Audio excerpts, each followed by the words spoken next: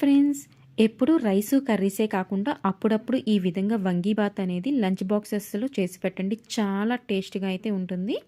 ఇంకా ఆలస్యం లేకుండా వంగీబాత్ ప్రిపరేషన్లోకి వెళ్దాము.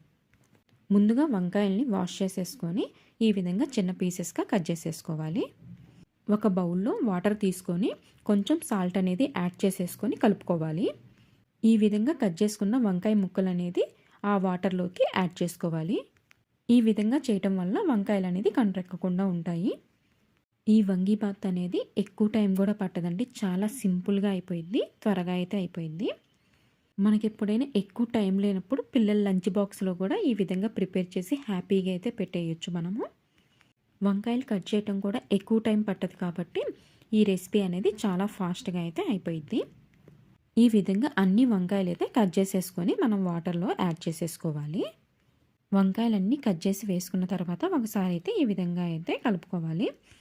తర్వాత స్టవ్ వెలిగించుకొని కుక్కర్ పెట్టేసుకొని 2 టేబుల్ స్పూన్ ఆయిల్ అయితే యాడ్ చేసుకోవాలి.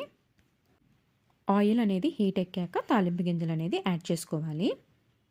నేను మినప్పప్పు, ఆవాలు, జీలకర్ర తాలింపుకు సంబంధించిన అన్నీ ఒకే దాంట్లో కలిపేసి పెట్టేసేసుకుంటాను.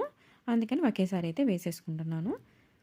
దీంట్లో కొంచెం ఇంగు అనేది యాడ్ చేసుకోవాలి. తర్వాత కొంచెం కరివేపాకు కూడా యాడ్ చేసేసుకోవాలి. అన్నీ యాడ్ చేసుకొని ఒకసారి అయితే కలుపుకోవాలి.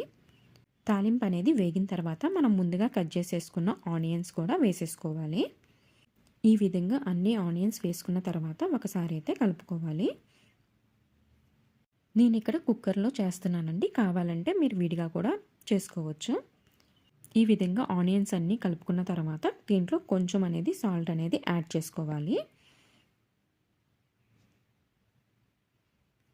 సాల్ట్ యాడ్ చేసుకున్న తర్వాత కొంచెం పసుపు కూడా యాడ్ చేసుకోవాలి. ఈ రెండింటిని యాడ్ చేసుకున్న తర్వాత ఒకసారి అయితే కలుపుకోవాలి. ఆనియన్స్ మరి ఎక్కువ ఫ్రై అవ్వాల్సిన అవసరం లేదండి, ఎందుకంటే మనం కుక్కర్లో చేస్తున్నాం కదా. లైట్గా వేగితే సరిపోతుంది. దీంట్లోకి కావాలంటే మీరు పల్లీలు కూడా యాడ్ చేసుకోవచ్చు. నేను ఇక్కడ పల్లీలు ఏమీ యాడ్ చేయలేదండి. చూశారు కదా, ఈ విధంగా ఆనియన్స్ వేగితే సరిపోతుంది. ఇప్పుడు మనం ముందుగా కట్ చేసుకున్న వంకాయలను కూడా యాడ్ చేసుకోవాలి. వంకాయలు యాడ్ చేసుకున్నాక ఒకసారి అయితే కలుపుకోవాలి. నేను ఇక్కడ వంకాయల్ని మీడియం సైజులోనే కట్ చేసి వేసుకున్నాను. కావాలంటే పెద్దవిగా కట్ చేసుకొని వేసుకోవచ్చు. ఈ విధంగా వంకాయలన్నీ యాడ్ చేసుకున్నాక ఒకసారి అయితే కలుపుకోవాలి. వంకాయలు కూడా ఎక్కువ వేగాల్సిన అవసరం లేదండి. 2-3 మినిట్స్ అనేది వేయించుకుంటే సరిపోతుంది. ఈ విధంగా 2-3 మినిట్స్ అనేది వేయించిన తర్వాత దీంట్లోకి వాటర్ అనేది యాడ్ చేసుకోవాలి. నేను ఇక్కడ బ్రౌన్ రైస్తో చేస్తున్నానండి, అందుకని 1 కప్పు బ్రౌన్ రైస్కి 3 కప్స్ వాటర్ అనేది తీసుకున్నాను. మీకు బ్రౌన్ రైస్ ఇష్టం లేకపోతే వైట్ రైస్తో కూడా ప్రిపేర్ చేసుకోవచ్చు. ఈ విధంగా వాటర్ అనేది మరిగిన తర్వాత మనం దీంట్లోకి ముందుగా నానబెట్టుకున్న బ్రౌన్ రైస్ అనేది యాడ్ చేసుకోవాలి. బ్రౌన్ రైస్ అనేది ఎక్కువసేపు నానబెట్టేసుకుంటే త్వరగా అనేది ఉడికిద్ది. మనం వైట్ రైస్ అంటే ఒక 1/2 అవర్ అలా అయితే నానబెట్టేసుకుంటే సరిపోతుంది. కానీ బ్రౌన్ రైస్ అయితే కొంచెం టైం అయితే పడుతుంది కదా, అందుకని ముందుగానే నానబెట్టేసుకోవాలి. ఈ విధంగా బ్రౌన్ రైస్ అనేది యాడ్ చేసుకున్న తర్వాత దీంట్లోకి సాంబార్ పౌడర్ అనేది యాడ్ చేస్తున్నాను. కొంచెం యాడ్ చేసుకుంటే సరిపోతుంది, 1 టేబుల్ స్పూను. మనం ఇంట్లో ప్రిపేర్ చేసుకున్న పౌడర్ ఉన్నా కూడా యాడ్ చేసుకోవచ్చు. ఈ విధంగా పౌడర్ యాడ్ చేసుకున్న తర్వాత ఒకసారి అయితే కలిపేసుకోవాలి. ఈ విధంగా కలిపేసుకున్న తర్వాత కుక్కర్ విజిల్ అయితే పెట్టేసేసుకోవాలి. వైట్ రైస్తో చేస్తే 3 విజిల్స్ వస్తే సరిపోతుందండి. నేను ఇక్కడ బ్రౌన్ రైస్తో చేస్తున్నాను కాబట్టి ఈ విధంగా విజిల్ పెట్టేసేసుకొని 20-25 మినిట్స్ అనేది దాకా ఉడికించుకుంటాను.